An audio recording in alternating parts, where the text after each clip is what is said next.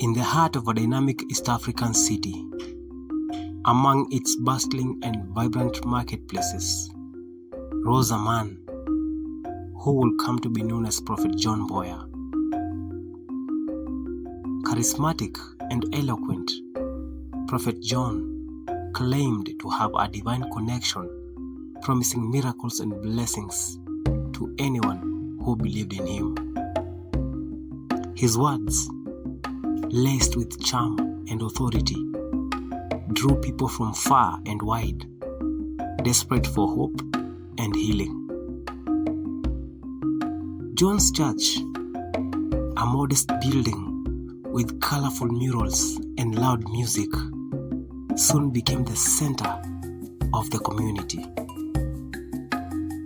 Every Sunday, it was filled to the brim with worshippers, each bringing offerings in the hope of receiving John's blessings.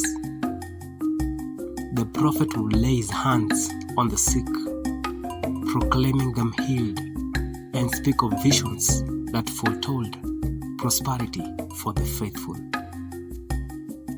But behind the scenes, Prophet John was not the man he portrayed himself to be. The tithes and offerings collected from his congregation did not go to the needy or the upkeep of the church. Instead, they funded his lavish lifestyle.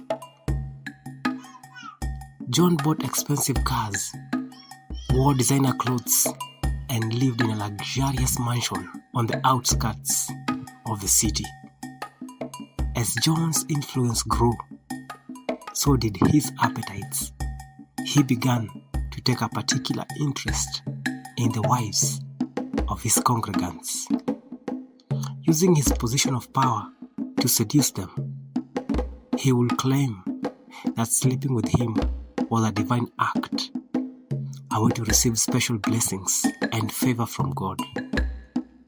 Many women, caught in the web of his deceit, succumbed to his advances, believing they were partaking in something holy. However, the truth has a way of surfacing, no matter how deeply it is buried. Suspicion began to brew among the congregants as stories of John's misdeeds started to circulate. A few brave individuals decided to investigate, secretly recording conversations and gathering evidence of John's manipulations. The breaking point came during a particularly church Sunday service, as John stood before his congregation preaching about righteousness and divine justice. A group of men and women stormed into the church, armed with proof of his crimes. They presented the evidence to the shocked assembly, revealing John's theft, deception, and infidelities. The church erupted into chaos. Betrayed and furious, the congregants confronted John, who attempted to flee, but was swiftly apprehended by local authorities. The once-revered prophet was now a disgraced criminal, facing charges of fraud, adultery, and abuse of power. John's trial was a public spectacle, with media coverage highlighting every sordid detail. His fall from grace served as a stark reminder of the dangers of blind faith and the importance of accountability. The church, under new leadership, slowly began to rebuild, emphasizing transparency and genuine compassion. Prophet John's story is a cautionary tale about the corrupting influence of power and the vulnerability of those seeking hope in desperate times.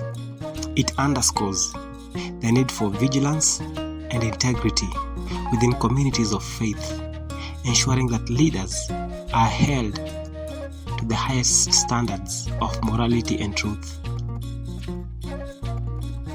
Always be cautious of those who promise too much and ask for your unwavering trust.